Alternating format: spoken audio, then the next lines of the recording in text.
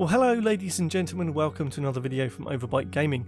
I am the Majestic Snare and this is my discombobulated voice coming at you talking about Warframe stuff, so I hope it's what you clicked for. I hope it is, because it's probably going to be something along the lines of that in the title. Anyway, today I wanted to talk about something that popped up in my kind of feed over the last few days, and I thought it's probably worth mentioning it at least. And that is a number of Warframe content creators, you don't know how many times I've tried to say that, that have stopped making content or moving away from Warframe. They're going to quit the game and move on somewhere else. The main one I watched was one from iFlynn. I've watched his videos for about a year now. He does great content on kind of builds, how to play, beginner's guides. He's done really well for himself, built up a nice following, but he's decided to move on, stop doing the game, and kind of step away from Warframe, stop being a partner and everything. So for that point, it's kind of understandable when you are a single game channel and it starts to become more like a job, and especially if you are having an expectation of what Digital Extremes are going to be doing with the game and that doesn't really manifest itself, you kind of feel a bit lost. And I don't know what's the story behind iFlynn.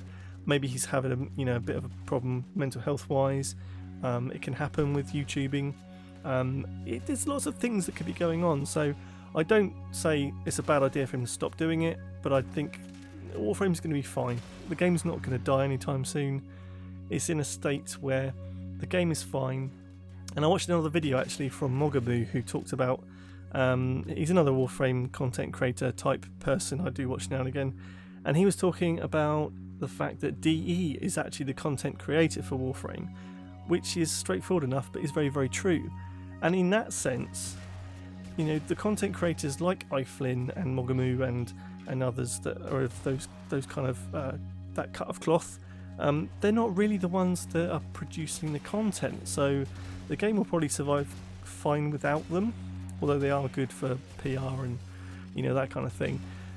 And it just left me thinking, like, that's a very poignant sort of salient point that he's made there. The fact that when you have a lot of people do I know another channel I watch is Tactical Potato, fantastic updates sort of on the dev streams and stuff, and news and stuff, and I do enjoy his content, but at the same time, if you're going to be having a dev stream that runs for an hour, pulls in so many people on Twitch to review that and get posted on YouTube and lots of people watch it as well, having a review of that dev stream does seem a little bit secondary.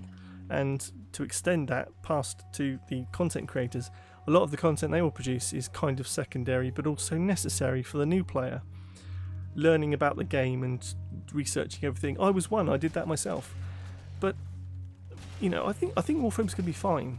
I don't have any concern there, and I still am really excited for the stuff that's coming. Not so much for the guitar, but I will give it a go anyway. You might see a little bit of that on the channel in the future, just because it's fun.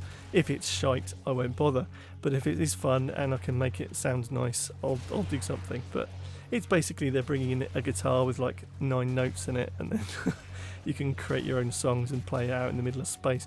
Anyway, so I think in a lot of senses, some of the content that DE is creating is not really up to par that people are expecting. I mean, look back to times like The War Within, Second Dream, all of those kind of big story missions that people absolutely go nuts for, and it's kind of what made Warframe become legend in the gaming communities, especially its own community, for like, oh my god, this is amazing, how the hell does a free-to-play game do this? And since then it's been not received as well. I mean, the Plains of Eidolon was something that everyone kind of dropped their jaw at, and I was there when they announced Imperium, which was Railjack at the time.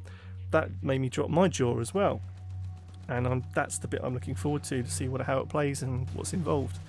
But I'm worried for DE and their kind of stylistic choices. Some of the deluxe skins and the artwork they've been sharing over recent months, it's got this theme to it. I can't put my finger on it, but it all looks very, very similar. It's not like it has the theme of Warframe, it has the theme of like a certain outfit or a certain way of presenting shapes on a Warframe. So much so that some of the deluxe skins look nothing like or have any connection to the original Warframe.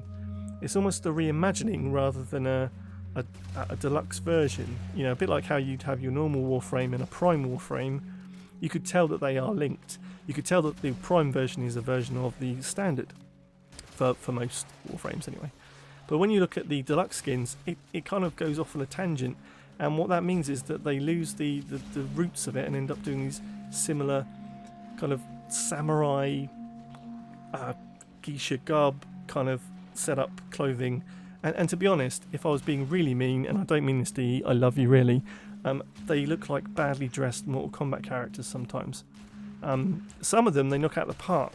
I think the recent Harrow looked sick, absolutely sick as a skin they were going to bring out, and I think that might be coming with the new Warframe Gauss that's coming out this week to PC and console. Well, console later, sorry. But certainly for some of them, they just look terrible. I think it's the Equinox Deluxe skin just doesn't sit with me, doesn't fit in my brain as being an Equinox skin. Maybe it is closer for some people, but not for me. So that's kind of how my brain's working right now. It's like the Warframe creators are going away, but it doesn't really matter. It does to them. Best of luck to iFlame, best of luck to others that are leaving. I don't know who they are, but that's the only video I have seen of somebody actually leaving. But there are others, I do know that much, and best of luck to them. But in terms of Warframe, the game's going to be fine, it will carry on. I hope it gets better in the future, I really do.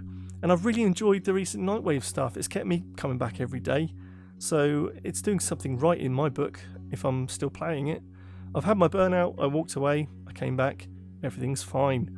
So I'm kind of in a boat where I wanted to get this off my chest because it's always good to talk these things out, and thanks for listening. It's a real help when someone does get involved with these videos. So comment down below what you think, what's happening with DE, with the design choices, and also if you've got any thoughts about iFlynn leaving Warframe or the other YouTubers that might be stopping their content and quitting the game. I really would love to hear from you. I personally am in a state where I think the game is strong, certainly for getting new players involved. That seems to be where they're kind of pushing with the new player experience coming around the corner. But certainly, I wish it all the best. I always will. Warframe is a special place in my heart. But until then, I think that's enough of my brain fart. So thanks for listening, guys. Take care of yourselves. Don't forget we have videos out every Wednesday and Saturday, so check back then for some awesome content. Subscribe if you haven't already, and like the video and share it if you are that way inclined. It helps us out a great deal to both the other people that might watch this. So thanks for watching, guys. Take care of yourselves, and I'll see you again soon. Okay, love you. Bye bye.